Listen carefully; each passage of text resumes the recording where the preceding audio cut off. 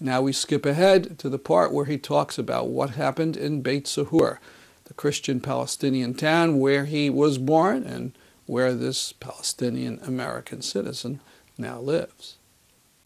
My own hometown of Beit Sahur engaged in nonviolent resistance going back to 1919, and we are very proud of our history of nonviolent civil resistance in Beit Sahur, including the tax revolt of 1988 and 89, where the Palestinians of Beit Sahur refused to pay taxes to the Israeli military. The Israeli military came, surrounded the town with tanks and armored personnel carriers, and proceeded to pillage the town.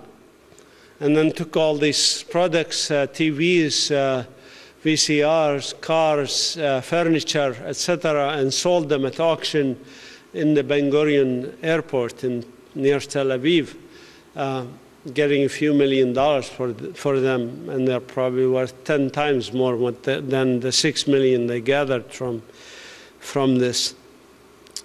But this was pivotal for us also in the whole of Palestine, because during the tax revolt is when my village people, I wasn't there, I was in Memphis at the time, but during this tax revolt, Palestinians of Beit Sahur, of my village, called on internationals and also on Israelis to come join us. And when I showed you the picture of the Israeli guy and also internationals who were joined us in demonstrations, etc., that all started in Beit Sahur in 1988 and 89. Before that, there was no calling on internationals and Israelis to join Palestinians. And it accelerated in Beit Sahur in the 1990s. And then in 2000, actually, this event in Beit Sahur, which is a demonstration on December 28, 2000, right after Christmas, where Palestinians invited internationals and Israelis to come join us and march on that area called Ush-Ghrab, which is that brown area I showed you earlier that would complete the ring of settlements around Jerusalem, around Bethlehem. This event was so empowering because 300 people literally marched into the military base in Beit Sahur. And you can see in the picture on the right, actually, a young guy raised the Palestinian flag on top of the Israeli military watchtower. This was such an empowering event for the local people that they went back and met. So Ush-Ghrab for us is a very symbolically important area of the town.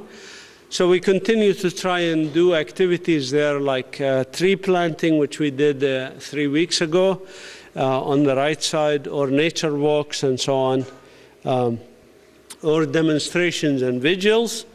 Like this one just covered February 21. We had a demonstration, was covered on Sunday. It was covered in the Monday newspaper of Al-Quds.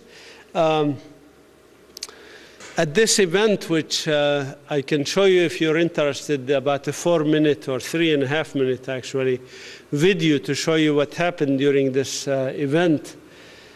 It was almost unbelievable.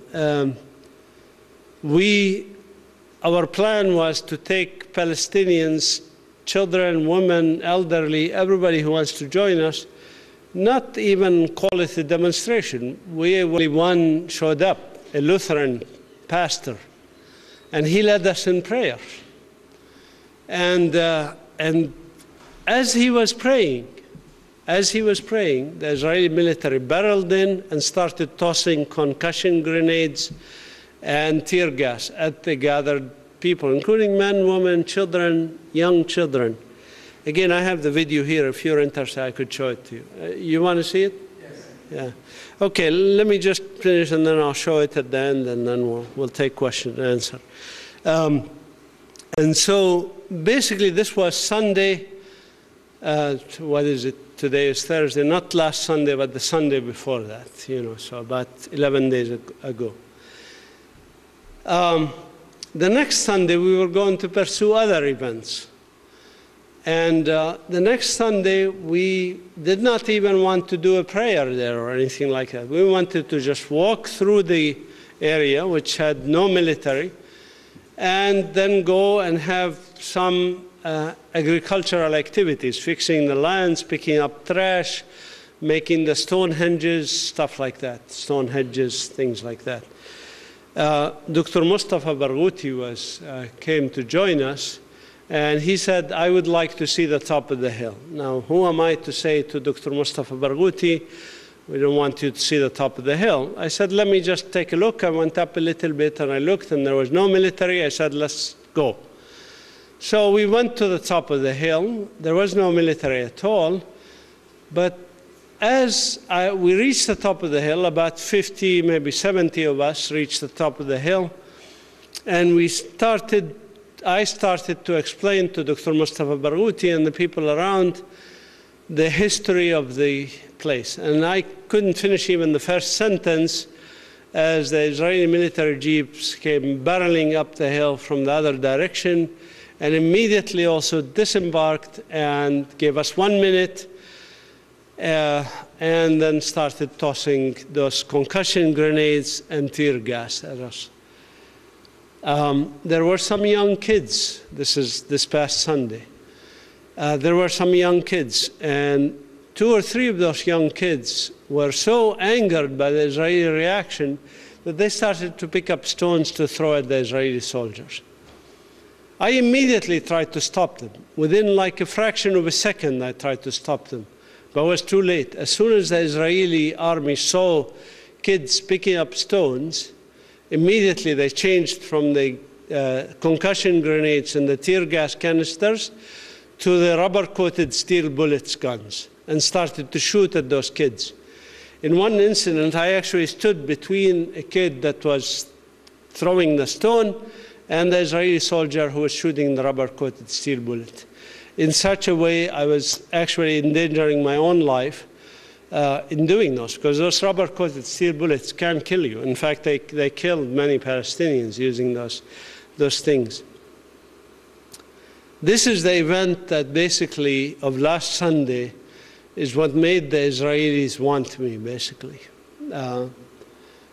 Instead of thanking me, actually, that I am now a wanted man, because the night after this event, I actually left that Sunday to come to the US for the speaking tour.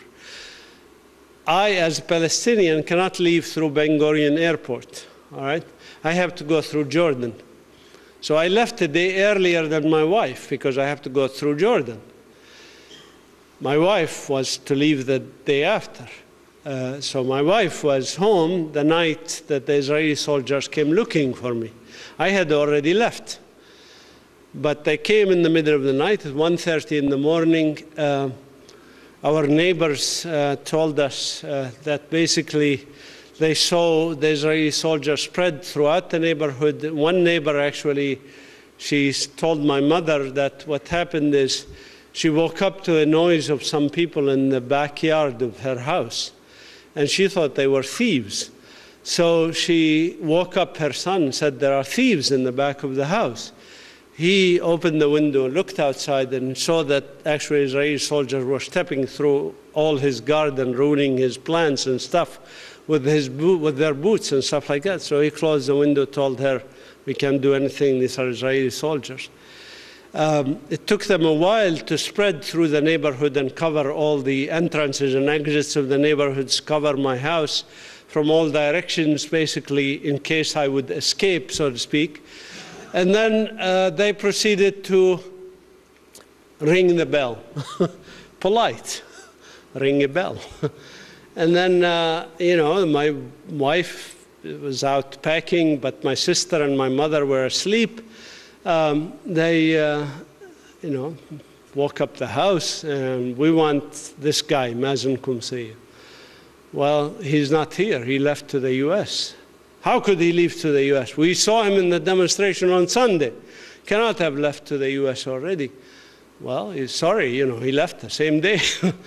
And it was planned months ago. It's not like I planned to leave the day after the demonstration. I had my tickets booked months ago to go through Jordan and stuff like that. Well, this is not acceptable. We want him in here. And they pulled out a paper from their pocket, sort of like a warrant that says I am to appear at the military court, military office in Bethlehem on Monday.